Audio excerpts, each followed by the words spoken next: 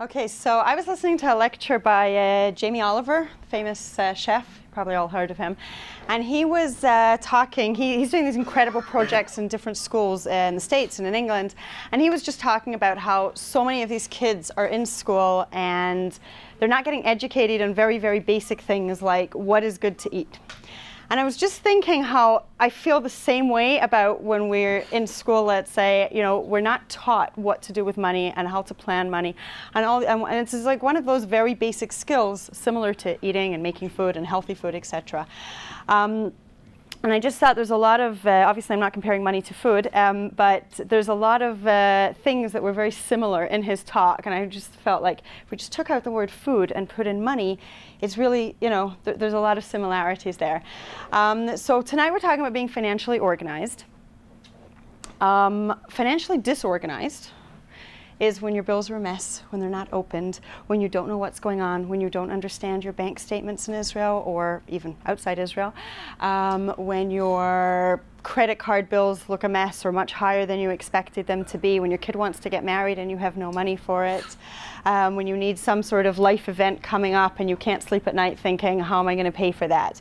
Those are the signs of financially disorganized, okay? I was working at a bank until 5 years ago. It's actually this month, I think it's exactly 5 years ago. When I left the bank, I wrote down about 6 hours of lectures on banking in Israel to make it clear for Olim. I worked in an area in Ramat Bet Shemesh, as it happens, where there were a lot of Olim, and nobody really understood the bank, and the bank didn't really understand them. And I wrote down about 6 hours, or maybe even more, of lectures on banking in Israel. Then I wrote down everything I could contribute to bills in Israel. Just understanding your bills, what you do with your bills, how you file your bills, etc. Sorry, bills in Israel. And then I wrote down things about just managing your money and being on top of it and organizational. And then Miriam Naaman from Nefesh B'Nefesh called and asked if I could put a lecture together of an hour and a half on being financially organized. So what I've done is I've taken those 15 hours of lectures or something, combined the important parts for this lecture together. So there's a lot of material we're going to get through tonight, and hopefully you'll find it very useful.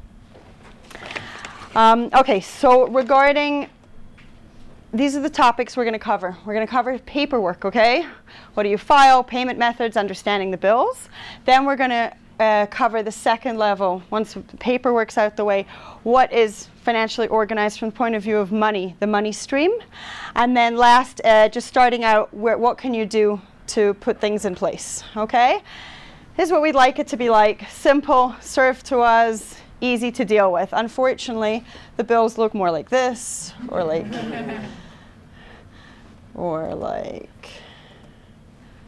get the next bill. Okay, they don't look as clear as we'd like. So when we get bills, what do?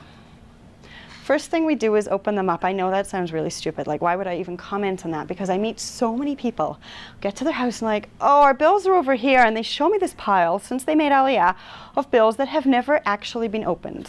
Okay, so number one, shouldn't even have to comment on it, is open your bills. Number two, what we're looking for with our bills is as follows. We want to make sure that the sum is correct, but you just made Aliyah. How are you going to know that it's correct? Okay, so we're looking obviously for the address. A lot of the bills have something like this. Okay, they have this sort of graph here that shows you how much you've been spending over the last however many months. Normally it's a year back. So if you're looking at a bill like a water bill or an electric bill and you see that it's been fairly standard, it's like, okay, I might not understand Hebrew, I might not understand what most of it says, but you see that the graph has been okay. It's within the normal range. We can move to the next step. The next step is looking for how much I need to pay. Okay? Over here, there's always a schum l'tashlum. Okay? This is on a water bill. We'll have it on the Arnona bill. Fairly similar. Also says the same words, schum l'tashlum. What I need to pay, electric bill. Can you type that word on it? Sure. Okay? L'tashlum. Okay? Wherever you see that. Okay, that's how much we have to pay on the bill. The second thing we're going to be looking out for on our bills is going to be when do we have to pay the bill by, okay? So on the electric bill, it's up on the left corner. Very frequently, it's going to be near the schum l'tashlum. It's going to be on the same line, not on the electric bill, on other bills, on the same line as, we'll take a look here. Here, you see? This is how much we have to pay, and this is when we have to pay it by. Okay, they're right next to each other. Gives us an indication of what we need to pay and when we need to pay it. Yes. Okay, I'll try and speak a little louder. Okay, no problem. So we're going to get these bills in. We're going to open them up. We're going to check that the sum seems correct. As I said, some of them show some sort of graph to show how you've progressed and how much you've spent over the year. And it's going to tell you what you need to pay. Okay, there are 4 different ways we can pay our bills. Okay, number 1 is on the phone. Okay, all these companies have a phone number. They have these automated phone answer systems in Hebrew. If you do not speak Hebrew, don't attempt it. Okay, you're not going to get through the maze of it. So phone is if you speak Hebrew. Okay. Second way you can pay is on the internet. Also, you're going to need some Hebrew for this, but on the internet you've got Google Translate. Like, it could be easier than on the phone. There are 2 methods of paying any bill on the internet. One is to go into your bank account, to go to where it says Tashlumim. This is only in your bank account in Hebrew. If you do not use Hebrew banking on the internet, you will not be able to pay on the internet. Okay? The English banking site, and if any of you use internet banking in English, it's very limited. It's very minimal on the information it gives you and on the buttons and things it allows you to do. So you're going to be doing that in Hebrew if you can do it. You can either do it from your bank account. Once again, if you speak Hebrew, you'll press on the type of bill and it'll pay it immediately from your account. There is no extra fee for this. It's just a line fee on your account. You do know you pay for everything in banks in Israel. You've all figured that out? Okay, great. The other way to pay on the internet is to go into whatever you're paying. Let's say the Arnona office or the water bill or the electric bill. So you would go onto their website. You can translate a website like this. If you go into the Israeli electric company's website, press on Google Translate, and you'll be able to see the button that says Pay My Bill. Okay, and you can do that whole thing in English. So where do you would go to the Israel Electric site, which is not, it's not on this. It is on? In the middle. It should be here. Okay? Israel Electric. Do Google Translate at the top if you don't know Hebrew, and you can do the whole thing online because the English translate on Google and that is actually okay. And then you can pay on the internet. You'll need to use your credit card to pay on the internet. There are different types of credit cards in Israel. This is sort of just a side note, but I just want you to know. If you just made Aliyah, you might not have been given a real credit card. You'll be given something that looks like a credit card. It's either flat, meaning the numbers don't protrude. You cannot use a card like that on here, on the internet. Okay? If you have a direct card, which in Hebrew is called direct, very good. If you have one of those cards, you can't pay online on the internet. You can only pay either directly from the bank account or the phone or the other methods we're going to discuss, okay? I'm skipping one to this, automated. The next method of paying your bill, whatever bill it is to automate it. Put it on what Israelis call Horat Keva. What is it called? Horat Keva. I'll write that down.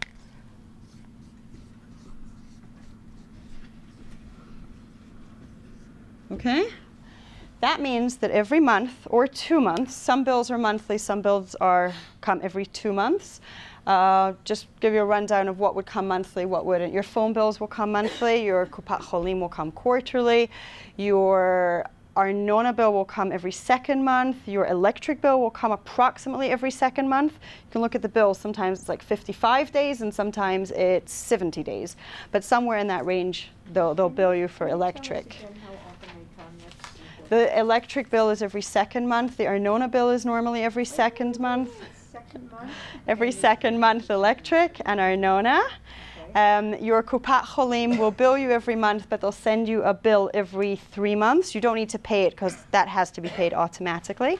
And the phone and internet is normally every month. Okay? So we can automate that. There are two ways to automate paying a bill. The first is automate it from my bank account. I give the electric company the right to withdraw whatever the sum is from my bank account. They will do it on the last day that you're allowed to pay the bill. Okay, so if I'm allowed to pay the bill today they will go and they will withdraw it from my bank account. Question I normally get is, do you trust them? Is that okay? So with companies like the electric company, the answer is yes. Some people are not comfortable with it. There's another method of doing it. Basically what happens is they have access to take out of your account. This is not the same as signing a horat keva for let's say, for your kid's school to take money out of your account. Okay, there's a big difference. We'll get to that in 1 minute. Okay, so that's one way of automating payments. The other method is to put things on your credit card. So what happens is the electric company, which we'll be using in our example right now, the electric company is allowed to charge my credit card on whatever day of the month it would be, for whatever sum I owe them. I like the credit card method better, just commenting, because then you could see it in advance. Okay, you see on your credit card, if you go online and look at your bank account and you look at your credit card, you can see, oh, okay, I need to have X amount in my account because the credit card is coming out, and on the credit card I have all my bills. How do you see it in advance? You can see online, you can see what your credit card's going to be, what your next credit card bill is going to be. You can see that online. You can also phone the credit card company. Their phone number's on the back of any credit card. They do not speak English. You have to listen to a recording. Anything I mentioned phone, you're not going to get English when it's an automated, one of these automated response things. Okay, not everything, but most things do not have English on the automated. Will they debit from an American credit card? A lot of the phone companies do not, some do. The electric company will. It just depends who. I know people that had a problem with Orange because Orange wouldn't. So it really depends who you want to take from an American card, basically. Okay, you can put it there because it's not as time consuming. We trust the company and we can say, okay, I just want to pay it, and then know that it's, you know, it's not something I need to deal with. Okay, then the fourth way that we can pay a bill is via the bank or the post office, is taking one of these good old-fashioned checks, which I personally think should be outdated. Seriously, right? We shouldn't need checks in this day and age, but we do still use them. So is writing a check for the amount, taking it down to the post office or the bank. The post office is free. Okay, if you pay at the post office, it's free, there is no charge. If you pay at the bank, there is a charge. Okay, there's a transaction charge for walking up to the teller, which will range between 5.5 shekel and 5.5 and 7 shekel approximately. Okay, but if you take this to the post office, you'll take the actual bill, you'll take a check written out to whatever company it is, the electric company in our case. You'll take it down to the post office or to the bank, they will stamp that you've paid, and you've paid it. It's the most time-consuming method, but people still like it. I didn't have to give the bank a check, I don't think.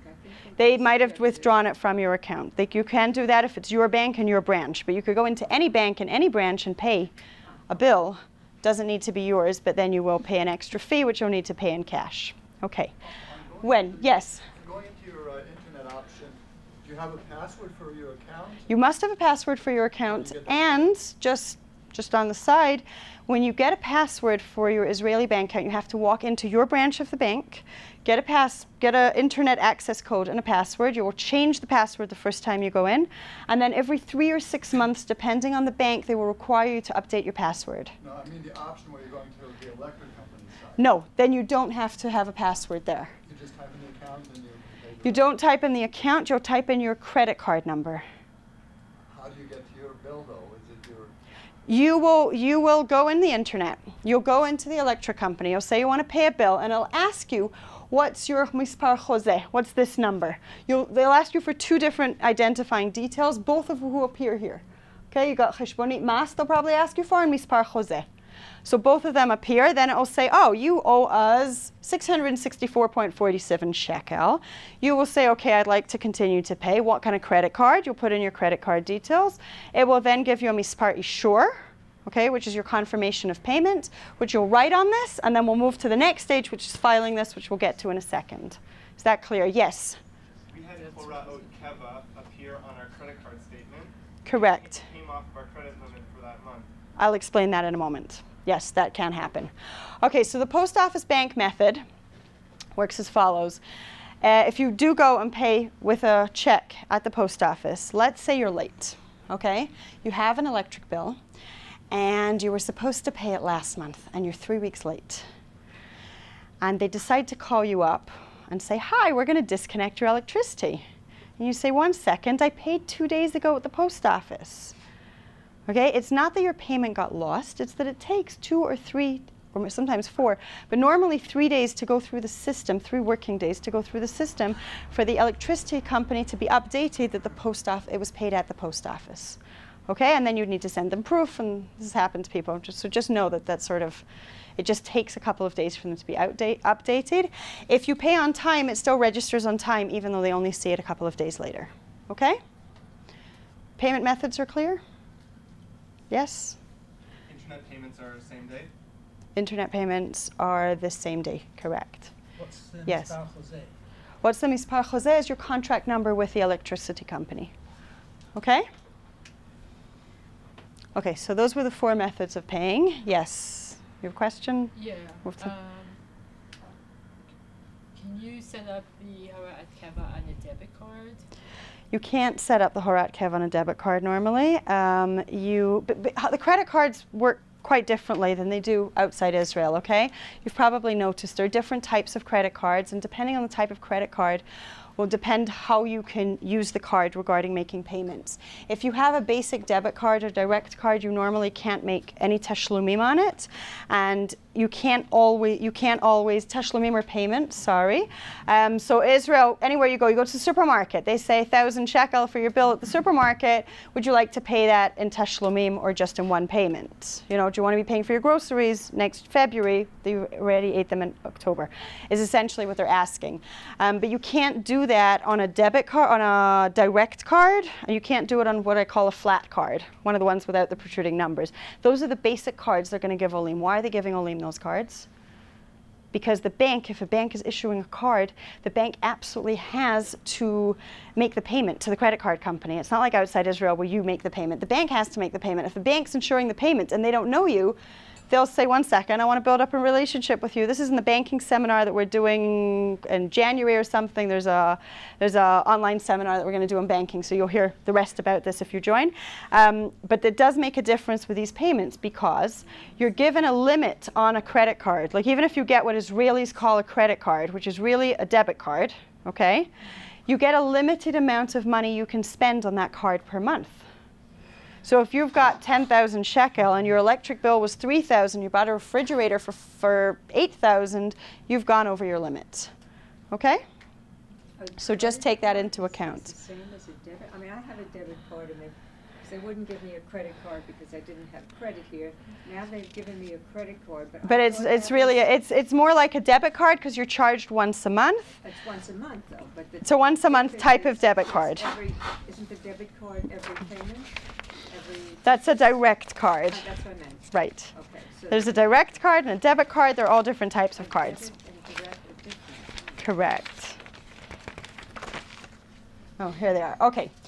So we've opened our bills. We've paid them. Some things you won't have the choice of paying with one of those 4 methods because when you sign up for it, let's say a new phone or the Kupat Cholim, they take your details immediately and they make sure you're on Horaot Keva, on automated payments. So there's nothing you need to actually do.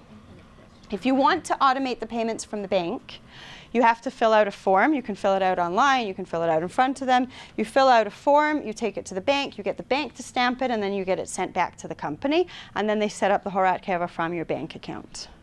Okay? Yes? So I got an electric bill. Uh-huh. I was going to take my checkbook to the post office and pay it, and I was feeling, good. I was able to do this. I knew how to write the check. Somebody showed me, the little things I had to be careful of. And I realized I didn't know exactly how to make out this check because I asked somebody. You need to join a banking seminar. I can can answer that, but it'll take me a while because there's a lot of things you need to know. And it's a bank. You need to join one of the banking seminars. You ask Shlomo when the next date is. So where you January 5th, we scheduled. No, but you just like on this bill, the electric company specifically. Where does it say who to pay if you're paying? Chevrat Chashmal. Okay, and it will be like. But you the could- logo each time. It'll be next to the logo each time. Okay? Okay. Okay. Okay, Chevrat Chashmal. Okay, the next thing we're going to do with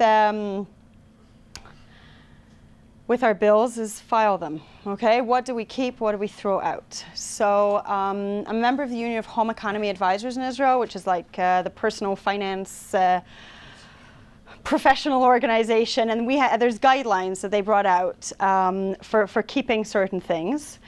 So we'll just start with the regular bills. Okay, a bill like this. How long do we need to keep it? Anyone? So some people will really keep it 20 years. Like they'll have their bills from 1980 still.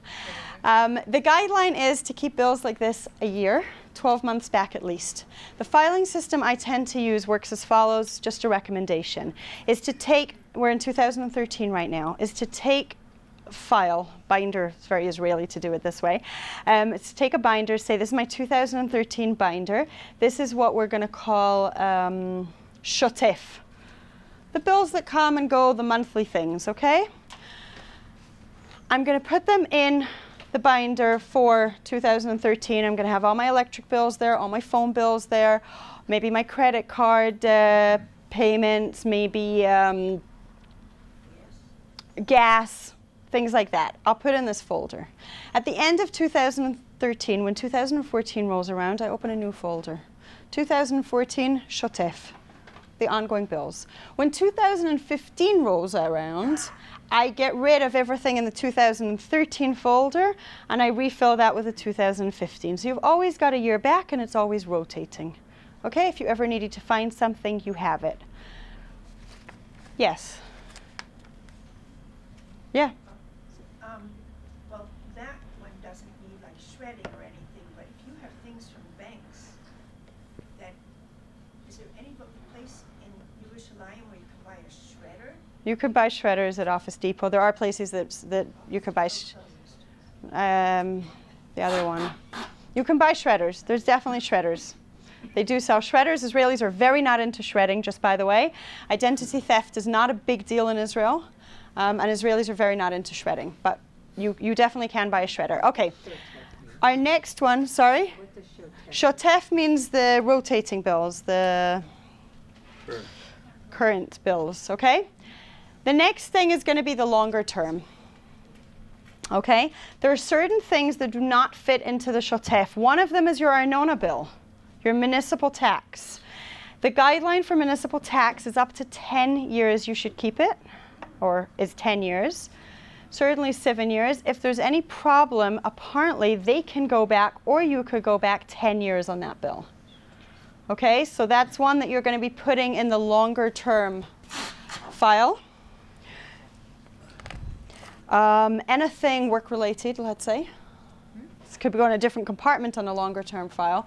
If you work in Israel, you'll get a Tofes 106 once a year. I don't know if any of you have encountered that yet. A Tofes 106, a 106 form.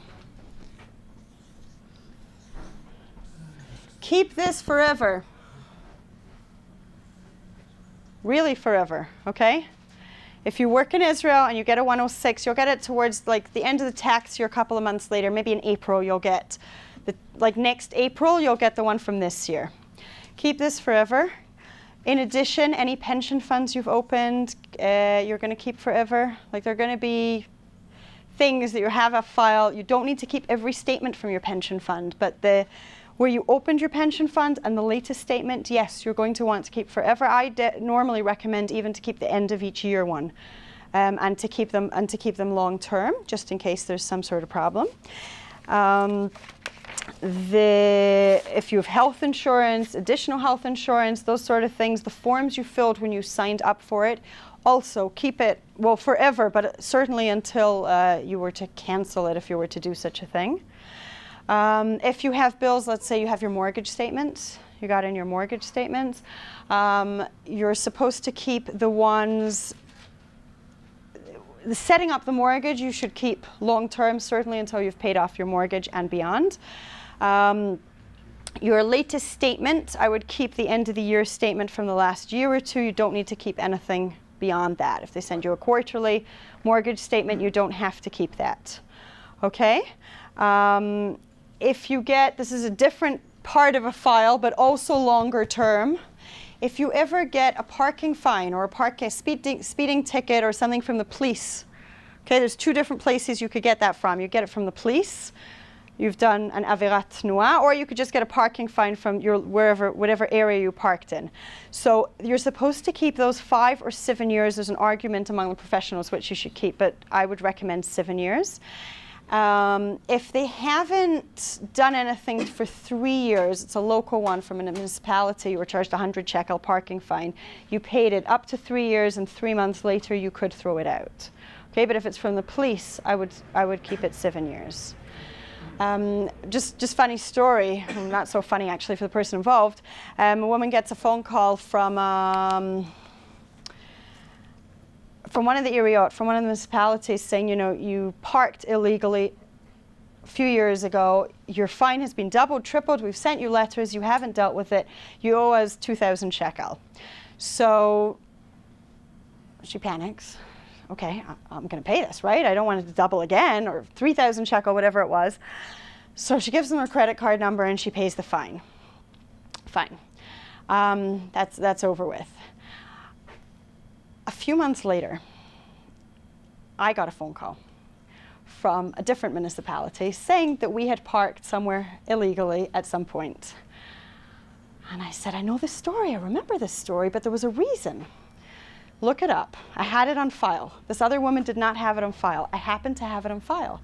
I said, 1 second, you're right, we did park. You sent us something 4.5 years ago. We wrote back saying that we'd parked there for a reason. You're allowed to park if you're unloading or whatever. We proved to you that we had done that. We should have been off the hook. And then I said, 1 second, you haven't been in touch for over 3 years. This is, you can't charge me. And the guy said, oh, let me just check that up. I'll call you back. So I said, no, you're not calling me back. If you're on the phone now, you're staying on the phone. Let him go. I'm waiting and waiting and waiting. Let him go speak to a superior. And he gets back on the phone and he says, you're right, we haven't been in touch for more than 3 years. You're off the hook. You don't need to pay the bill. Okay, and I was just thinking of this other lady that went and paid because she didn't know. And she just called, like they called her up and they said she owes money, and they did the same thing to me, but it was filed. Being financially organized and having your paperwork in order and knowing these things can save you a lot of money. Okay, other things. Opening a bank account, you're supposed to keep the forms while you have the bank account open. The same with a credit card. You're supposed to keep the forms from signing up for credit card while you have that credit card.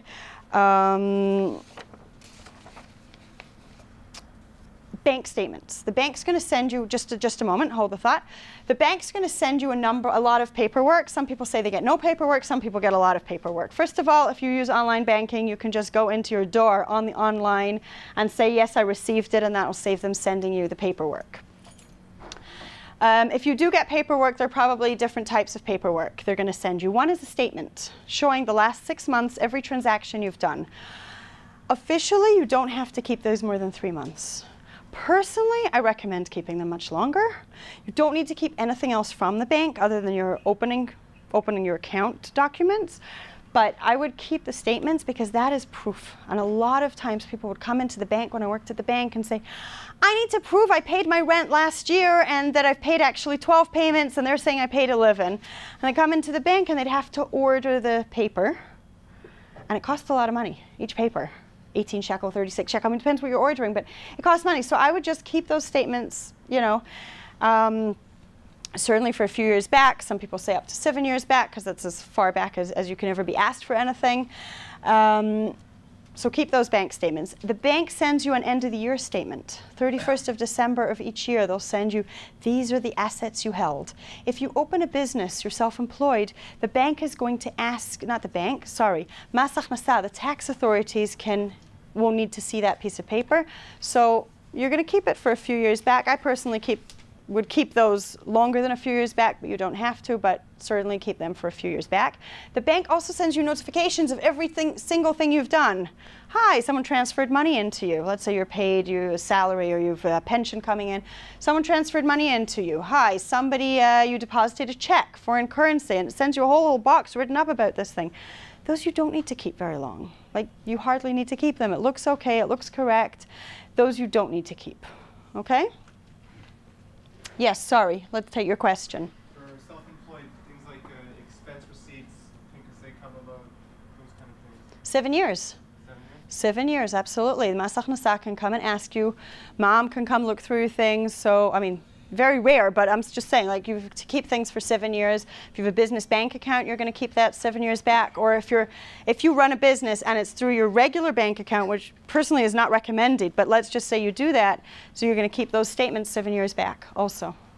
Yes. No, all the way at the back. Yes.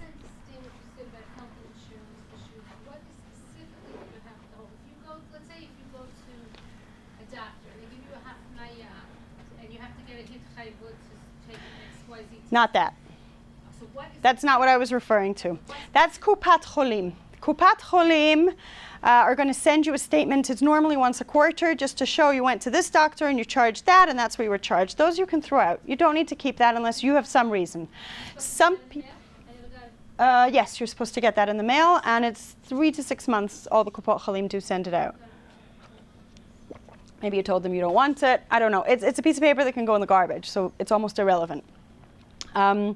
Some people have private health insurance, and when they or life insurance, and when they sign up for that, they'll get it's almost a booklet with the sign-up papers showing you wanted this, and these were your health conditions before and after. That is very important to keep. Now, assuming you didn't keep them because you didn't know or got lost for whatever reason, can you go back to these places and do they have them then? They do. Good luck getting it, but they do. It's not so easy to get these things, which is why you need to keep them. You'd ask an insurance agent if you've done it, if they can somehow get you a copy. Okay? Yes, I'll take your question in the blue. I signed up for online banking. Lumi has a problem on their website where I can see what's in my account. I can't see my statement in terms of what transactions have occurred. This hasn't been a problem just because all the transactions to date have been from my Samhita. Okay. But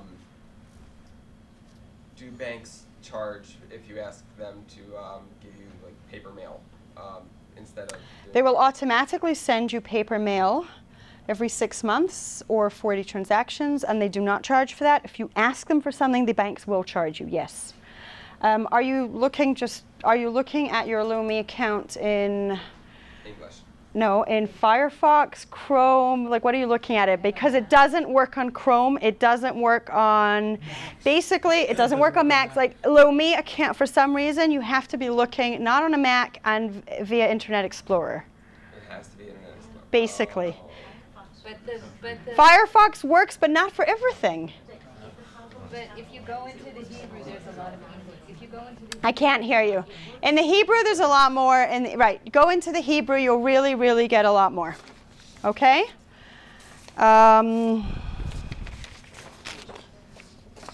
Yes, any other, I'll take your question in a moment. Any other specific questions regarding bills, what you should do with them, how you should file them? I'll take your question, and then we'll take others, and then we'll move to the next topic. Saving the bills, so that implies that you can't go online and look at a historical bill from 3 months ago or something. A bill for what? For the electric bill or something. So you can get the electric company to send you the bill to your email. Otherwise, no, you cannot.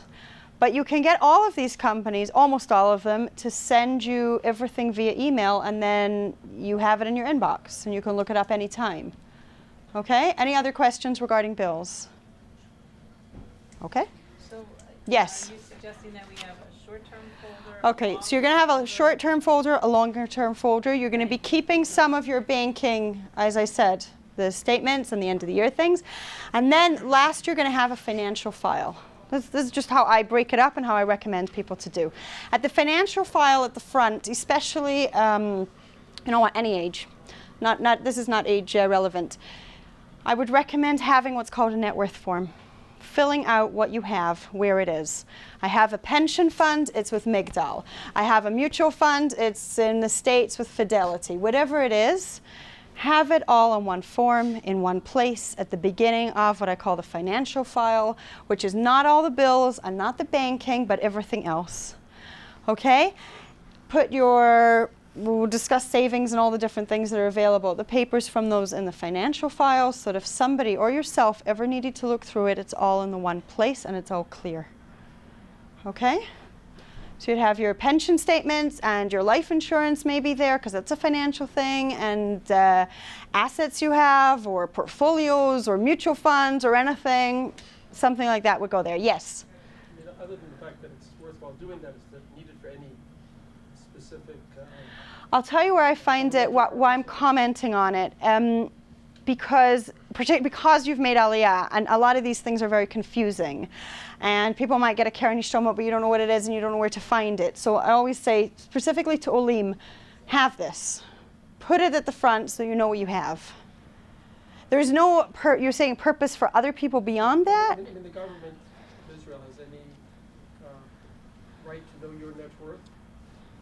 If you're opening a business, they do. They will ask you your net worth, absolutely. You're not opening a business? Currently, no. Going with the changes we've seen in the States and whatever, anything could happen, but currently, no. The government of Israel do not ask you your net worth, and you do not need to file tax in Israel unless you have a specific reason, like you own a business. So no, they don't need to see. This is for you. This is not for them. This is a paper for you that I just recommend having, okay? So we said there were 3. Yeah, we're done with filing? Yes. The mortgage statement would go in that file. Your mortgage would go... Contract. Your last, well, that might make the file very big. You might have the contracts all like in an older file, but yes, this is where it belongs, under the financial file type thing. And your latest statement would go there, your latest mortgage statement. When you take, I don't know if you've taken a mortgage, when you take a mortgage, you get about this much paperwork. So you might not want that in a file you're using more frequently. You'll have it referenced to somewhere else, and this would have the latest statement in it. Okay? Yes? You mentioned something about a home economy. The Union of Home Economy Advisors. That's a professional network of professional, not quite licensing place, for personal finance people in Israel. Okay? Personal finance, like you. Yeah. Yeah. I didn't know That's... if you wanted. Right, no, so they have official guidelines, which is what I was taking from. I'm using their things. I wanted to just refer to where I got this from, okay? Okay. Okay, next is having our finances. So the first level was just the paperwork, dealing with the paperwork, making sure we file, making sure we open our bills, understand them.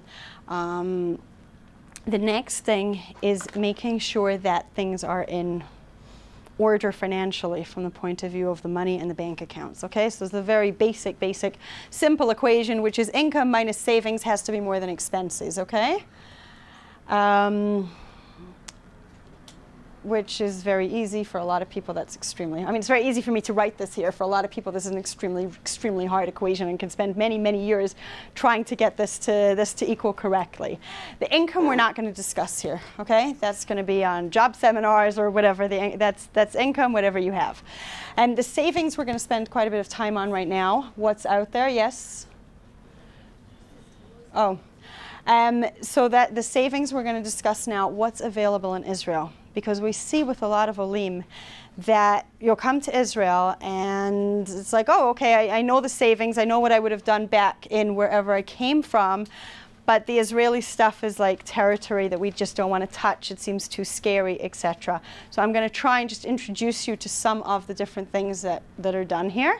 And obviously, they need to be larger than whatever your expenses are, no matter what your age.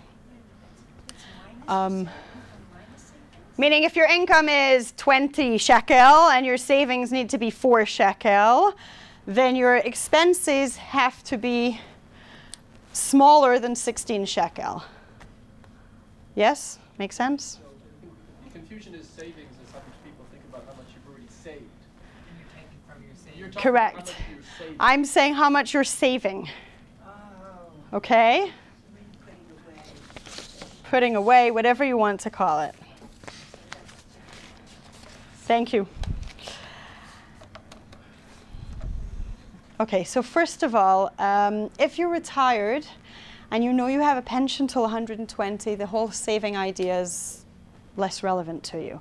For everybody that hasn't retired and will need to save, or even if they have retired but they still need to save, if you haven't retired and you do need to save, the first thing I would do even now on a piece of paper is just write down what financial things are going to come up in your life that you need to have money for.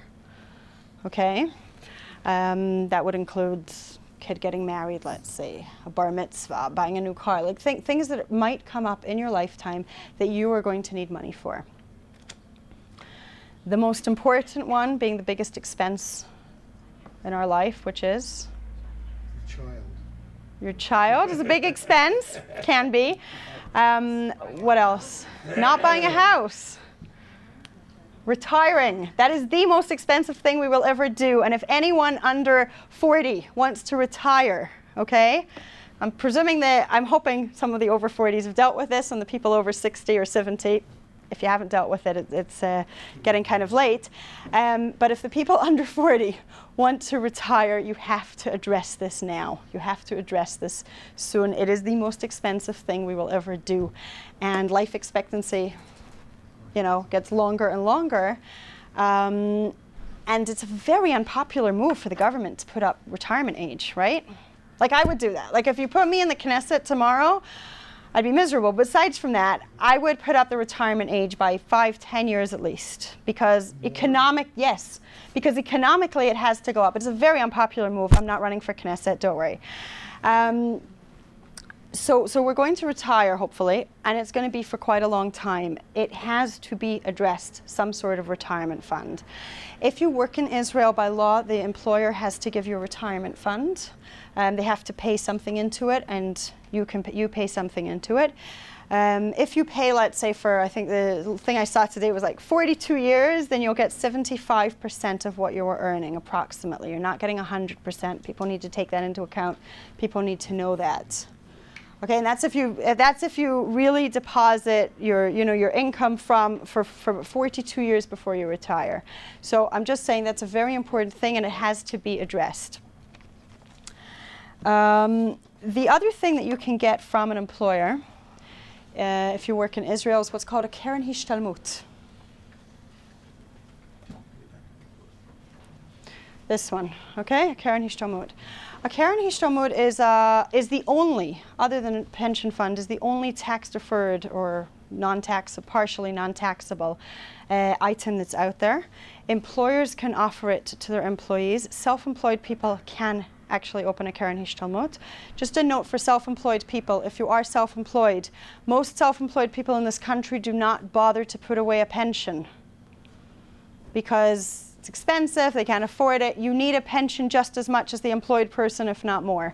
So take that into account. Okay, so the Keren Hishtalmut. A Keren Hishtalmut you can open yourself, or you can open if you're employed. Only if you work, only if you have a business. You can't just open it randomly.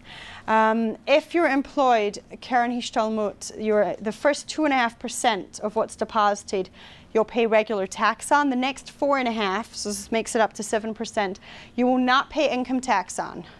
So you're going to pay less income tax because of the Keren Hishtalmut.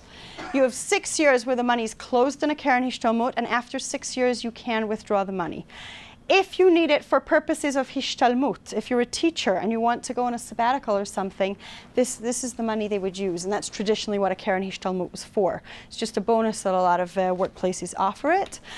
This is how Israelis buy cars. This is how Israelis, renovate their house. They get this lump sum of money, a Keren Hishtalmut, and that's where they're going to use it, for something big. Just a word about Israelis. Sorry. 6 years. After 6 years, you can withdraw money from a Keren Hishtalmut. And the money you made on those 7% is not taxed either. Yes? I'm just curious, what happens to the money being paid? It grows. It's grown. It's like similar to a mutual fund, let's say. Yes, it's paid in, it's held in this Keren Hishtalmut, and it grows. It should grow. Normally they do. They actually do not so bad. So, yes? You pick where it goes? You can pick where it goes, or your employee just says to you. But you're allowed to pick your pension fund, and you're allowed to pick your Karen Hishtalmut nowadays. And does the percentage that they put away for that vary by job, or is it standard that whatever? There's a sort of fairly, there's a standard, which is 7%, not 5%. There's a standard, but they could do something different. Most places don't. Like once they're offering it, they just offer the standard. Okay? And what if you change job? You could take the Karen Hishtalmut is yours, and if the new job is willing, they will deposit into the same Karen Hishtalmut, or they could open a new one for you if you want. Yes? Is age specific? Is there a maximum age where they don't do this anymore if you're working? A lot of these things after you're 65, they don't do anymore. I think with a Karen Hishtalmut that's that, but I could check it up. Yes? If you're self-employed, well, if you're employed, not self-employed, you're employed, your employer has to put money into a pension fund for you. Basically, it used to work as follows in Israel. People would rely on Bituach Leumi, or they would have a pension, but they got a lump sum pension, 65, and they're handed a huge sum of money. By 70, the money was gone. So they changed the law in Israel and said, and it's quite recent, 5 years ago I think, they changed it. And they said you have to put away into a pension fund, which was not a must before, as an employer, and the employee gets the money paid out in monthly installments throughout, from 65 till 120, rather than a lump sum. There's no lump sums anymore, basically. But they never said that if you're self-employed, you have to have a pension, which means all these self-employed people are out there, many of them finding it tight to live because it's not always so easy in Israel, and they're not putting aside for a pension. So I was just commenting that if you're self-employed, make sure you're putting aside to a pension. Nobody's going to remind you, nobody's going to tell you have to, but you need to. The Karen Hishtalmut is not a pension. It's a 6-year semi-tax-free savings plan that is offered to employees. Okay? That's what it is, and after 6 years you can withdraw the money for any purpose, or after 3 years if you're doing some sort of higher learning or something, if you're a teacher or a nurse and you're developing your career, you can withdraw some of the money after 3 years. Correct, yes. Yes. This is in addition to your pension? This is in addition to your pension. This has nothing to do with your pension. This is an additional thing. If you don't withdraw it as a lump sum, if you don't withdraw it, you can keep it going. And you keep contributing? You can. You start a new one, and then you can withdraw from that one. It could stay there. It could stay there until you retire. It could stay there for 20 years. Does your employer do that automatically? Or what? Start a new one? Yeah. Yes. If they deposit for you, they do it. Okay. Next is bank savings. The banks in Israel offer what's equivalent to, in the States, maybe a bank CD. Currently, interest rates are extremely low. If you're putting your money, if your money's in your bank account, you do not receive interest on the bank account. So if you want to receive any interest, you'll put it into a bank CD. They go from daily CDs, like what's called a peri or a pachak, depending on the bank. That means that your money is on the side for 1 day at a time, meaning you could withdraw it any day. You could leave it there for 10 years, but you could withdraw it any day. I know someone that put 600,000 shekel away like that. They were buying an apartment and they needed the money 3 days away. They put it on the side, and the annual rate right now was 0.02% on 600,000 shekel. So you're not going to make much money here, but it's a good thing to have if you need to put money on the side for something, it's waiting for something. Just know that this exists, okay? That's the first thing. There isn't really government insurance. Who asked that question? Sorry, you. They don't have that here in Israel. It works quite differently in Israel. Basically, the banks are small. The Bank of Israel unofficially, and I say unofficially when I give the banking lecture, I have their wording in front of me, would back any bank if something were to happen. But officially, there's no backing the way there is in the States. Okay, we also haven't seen any banks fall. The banks here are very cautious. System works very differently. So that's a bank savings for a day. Then you have, and if you do it online, any of these bank savings I'm going to mention except the Tochnit Chisachon, which we'll get to in a moment. If you do it yourself online, you get a better interest rate. Right now, on the 0.2, you're probably getting 0.02 202, and this is the better. Okay, it's not much, but that's what you get. Okay, you can put your money on the side for a week, for a month, for 3 months, for a year. Okay, all these things are offered by the bank. The bank can do it for you. You cannot touch the money during the period you closed it for. So if you closed it off weekly from Wednesday to Wednesday and you need the money on a Monday, you can't get the money on a Monday. And with the interest rates this low, doesn't, you know, if you think you're going to need the money on the Monday, it does not make sense to put it away for a week. You'd put it away in the daily. The banks also offer what's called a Tochnit Chisachon, a savings plan. These are longer term savings plans. They normally go from either 2 years up to 18 years, depending on the bank. They all have different ones. The banks love these. They absolutely love them. Why? What? They love the Tochnit Chisachon, the long-term savings plans. Because once you're in, you're staying at the bank. They're very difficult to move. You can't move it out the bank. You're going to stay there. So the banks happen to very much like them. And even if you're in overdraft, the banks will offer you, why don't you do a Tochnit Chisachon? One of the benefits of a Tochnit Chisachon, if you like very safe, secure investing, you know, safe, secure something, you can't touch it, but they will give you inflation. They'll give you interest plus inflation. Which if you're saving for 15 years, or a lot of people use them, let's say for a bar mitzvah, for 13 years, you'll buy into one of those savings plans. So you're keeping up with inflation even if you're not making much money. They normally work as follows. There are different ways to do it. They normally work as follows, where you have a minimum of 100 shekel a month. They take 100 shekel a month for the entire period of time. You can stop it in the middle, but you can't withdraw the money. I mean, you could say, okay, I can't afford my 100 shekel anymore. I want to do something more interesting or whatever. They can stop it, but you can't withdraw the money until the next time that you were allowed to, 10 years, 5 years, whatever it is. Okay, that's a Tochnit Chisachon. The banks like them. The banks also use them as collateral against your credit card. Someone was saying they don't have money against the credit card. The banks, if you've got your money in a bank savings like a Tochnit Chisachon, which they know you can't withdraw, they like that. They'll give you a larger limit on your credit card. Okay? What's the interest on that? The interest will be similar to very little right now, but it also gives you inflation. So if they're giving you 0.25% a year right now, which is probably what they're giving you, but you're also keeping up with inflation, which could be 2-3%.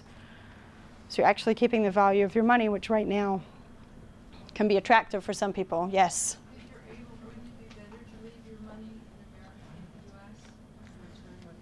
US? Ask me that later, okay? Ask that again later. Well, okay. That's a Tochnit Chisachon. The banks very, very much like those. The other things the banks do here that you might not find the banks outside Israel do is if you want to buy a mutual fund or do some sort of investing in Israel, and I'm specifically referring to mutual fund because that you can also do via the bank, and with 100 shekel a month, you have to sit with an investment advisor and they have to advise you to see if it's what they think is appropriate and what type of mutual fund, because there's mutual funds that go from no risk to very high risk, what mutual fund suits you, and then you can set up a horat keva, once again an automated thing, or you could just do it yourself, where you invest every month, let's say 100 shekel into a specific mutual fund, and you can grow your investment that way. Obviously, nobody can tell you how well they're going to do. They could do extremely well. They might not do well. You're investing and you have bonds or stocks or all sorts of other things, foreign currency or whatever in that, but just know that if you're setting up that, especially if it's a small amount of money, not like a large portfolio, the bank is the place that you'll be doing that. The other place that you can invest is via, or have a savings fund, is via an insurance company. This you would go to your insurance agent if you have one and say, look, I would like to set up, you know, some sort of savings plan, 100 shekel a month, 500 shekel a month, whatever it is. It would withdraw from your bank account into this. These have a lot more flexibility than the bank's Tochnit Chisachon. Some of them have a life insurance component, a lot of them don't. Some of them have slightly higher risk. They're not high risk, but some of them have things that are slightly higher risk, slightly lower risk. It just depends, I guess, you know, what you're looking for. If those, I just wanted you to know that those were the things that were out there. Any questions on that? Okay. We'll move on. Another thing the banks have here is patsam, pikadon samud matbea, which means you could buy from shekels. This is not normally as attractive for olim, but sometimes Israelis will do this more, just mentioning it just so you know it's out there. Something that's linked to a currency. In shekels, you'll buy something linked to the dollar. It just goes up and down according to what the dollar does.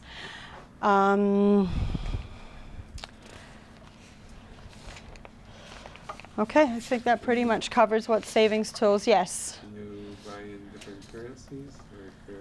You can have a stock portfolio. That's already taking it the step further. You can have a portfolio, you can buy ETFs in London, you can buy anything. Yes, absolutely, and you can do it from your Israeli bank account. Your Israeli bank account has a number of compartments, and you can have like an investment account within your bank account. And you can buy pretty much anything if you have a portfolio to do that with. Yes? I just started to discuss that with my bank, and it looks like to buy and sell stocks here, they charge fairly high fees for trading. Is there the equivalent of like discount brokers in Israel? So it depends what sum you're dealing with, which I'm sure you don't want to share with the whole room. So there are, like Harel, let's say, is a trading room where you can buy and sell for less, but you could also say to your bank, that's too high, what can you do for me? Okay, nothing's written in stone in Israeli banking. So you could say that. There are fees. The larger fee that the bank takes is not even the buy and sell. Unless you're really trading on a sort of daily basis, weekly basis, the buy and sell's high. It's the holding fee that's high, even if you're buying mutual funds via the bank. If you're starting out, and this is, if you're starting out and saying, okay, I only want to buy 100 shekel of mutual funds every month, and they're charging you 25 shekel a quarter just to hold a mutual fund, it's 100 shekel a year, you've only invested 1,200, that's a huge percentage. It's absolutely huge. So just know, when you're starting out, you can sometimes say to your bank, look, I really want to start out, what can you do for me? Or when you're really going to do quite a bit of transactions, say to your bank, okay, this is really high. What can you do for me? Because their starting fees are very high in the bank. I know that that's what I did. I was the investment advisor in my bank, in my branch. And people that would come to me and say, look, I want to start a portfolio, but your fees are ridiculously high, I would get them a discount. It wasn't a question, like you got them a discount, because we knew our fees were high. You can take that off the videotape. Yes? So then besides the bank, yes. Are there vehicles to buy securities through? Like, for example, in the States you have Schwab. So there definitely are. There are investment companies, there are portfolio managers, yes. Would they charge necessarily? So they charge a management fee. I worked in one of those for 9 years. They charge a management fee, which is less than the bank fee. It's set up slightly differently, and they charge to buy and sell. But the idea is that they should make you more money than sitting with the advisor with the bank, in theory. But they do charge a buy and sell fee. Their starting fee is lower, though. Like if the bank told you 0.6, let's say, I don't know what they told you to buy and sell, the money manager might tell you 0.2 or 0.3. It's a big difference. Yes? What are the largest investment companies here in Israel? Sorry? What are the largest companies?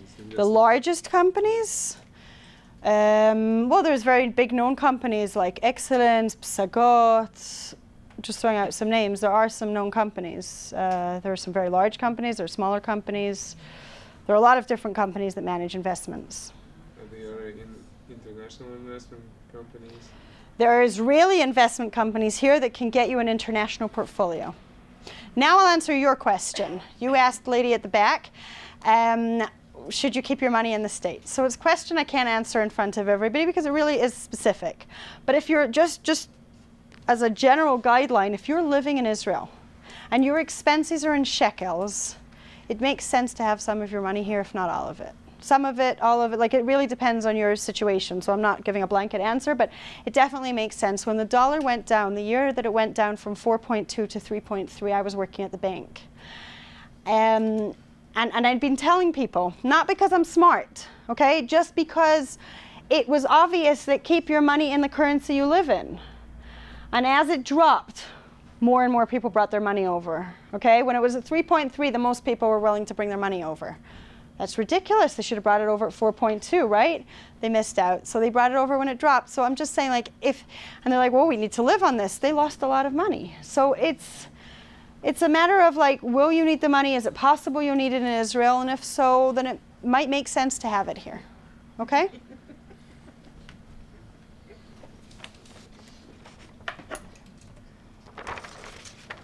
Okay. I don't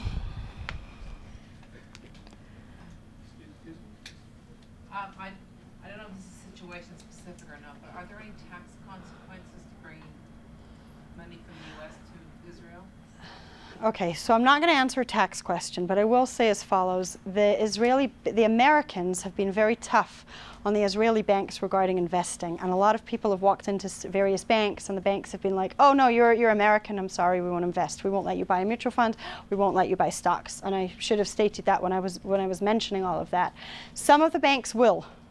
You have a Teudat Zehut, they're fine with it, and some of the banks won't. Depends if they have like an American division of the bank in America, but it depends on various things. Regarding tax, you'd need to speak to a tax person. Okay? But there is a reporting thing if you have more than $10,000. That's on a bank account, nothing to do with an investment specifically. No, but it's how much money you have in the account. Correct. Correct. Okay, so how do I start out? So first of all, some of you are very, very, very new to Israel. So welcome.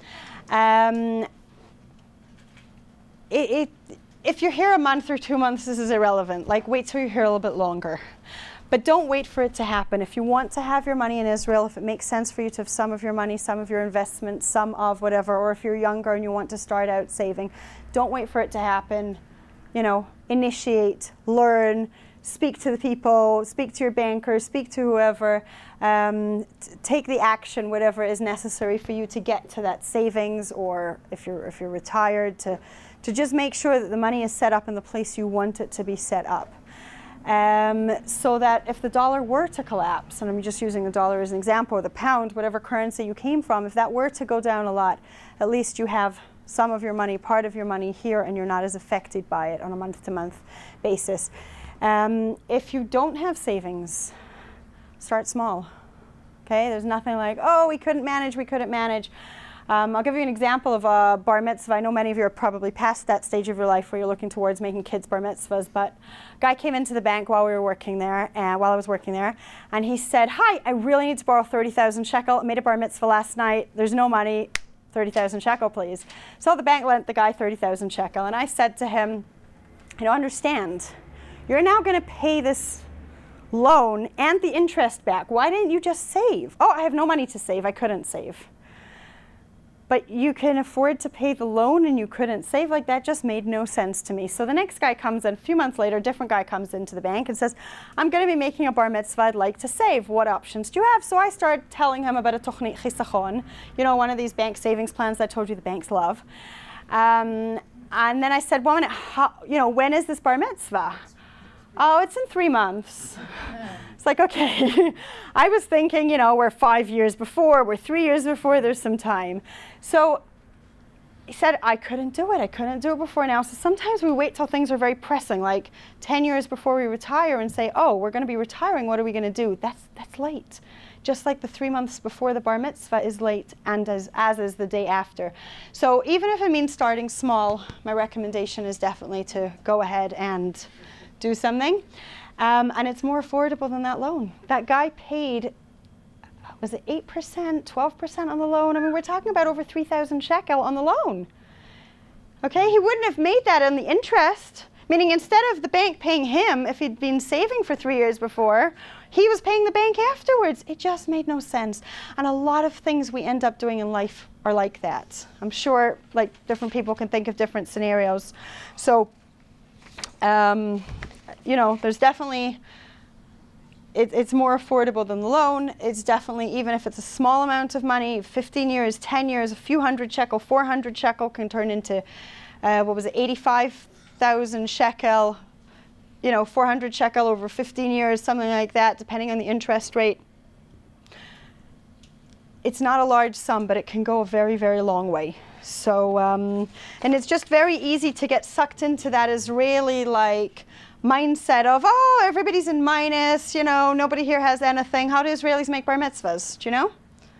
Or weddings? Right, they make a wedding with the gifts.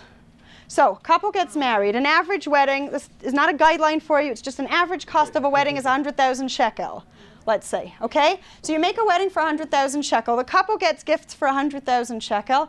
They pay for the wedding. The couple starts life with 0. Wouldn't it make more sense? I mean, if I was talking to a woman of Israelis, I'd be pressing for this more. Wouldn't it make more sense to say, 1 second, I'll save those few hundred shekel. When the couple gets married, let them start out life with this 100,000 shekel. Okay, it's a matter of mindset, and a lot of things work like that. It's a matter of mindset. This is a priority in my life. I'm going to make it a priority. Living in Israel, living financially smarter in Israel, living financial, with financially organized in Israel. It's a mindset. It's a decision that you are making. As Olim, you've come out to hear a lecture on it. You've obviously taken the first step, or maybe you're taking many steps, and this is just another step on your process to that. But I'm just saying there are so many examples I can give of people that do things like the guy with the bar mitzvah coming in the day after the event saying, I need a loan for 30,000 shekel. Let's see what else. Okay.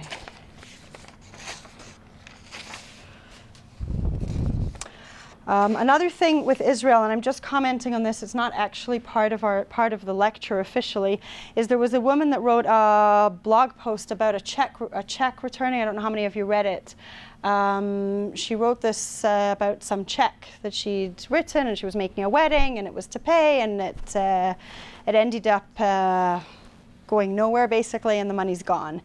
And I just want to say a couple of things about that. Number 1, never leave an open check in Israel. It is worse than giving cash. Never give an open check in Israel, a shekel check. It is worse than giving cash. If you want to be financially organized and you want to never do it. Give a check that is written out to a person with the 2 lines on it, what the Israelis call a cross, and lamotav bilvad on it, so that nobody can transfer it. And if somebody's saying, oh no, give me 10,000 shekel and I'll pass it on to the next guy for you, sorry, that's not how I work. I don't do that. That's just first of all. I'm not saying this woman could have avoided it 100% had she done that, but I'm just warning all of you. It's something a lot of Olim don't know, and I've met so many Olim that have got into trouble because of this. The refrigerator didn't arrive, and the check had gone on to a 5th person, and now they're suing the 5th person, and the 3-way lawsuit. And these are true stories. They've happened to many Olim, and the only reason they happened was because the Olim were not aware. Something I'd just like to point out, which we sort of said, is I like the system of don't think about it. What I mean by don't think about it is you've made Aliyah, you have enough in your minds. If you can put everything on Hora'ot Keva to be automatically paid, if you need to be saving and you know what, in 20 years I'll need this, or in 10 years I'll need this, or in 3 years I'll need that, and you've put it on a savings plan, but not wait till the end of the month when there's money.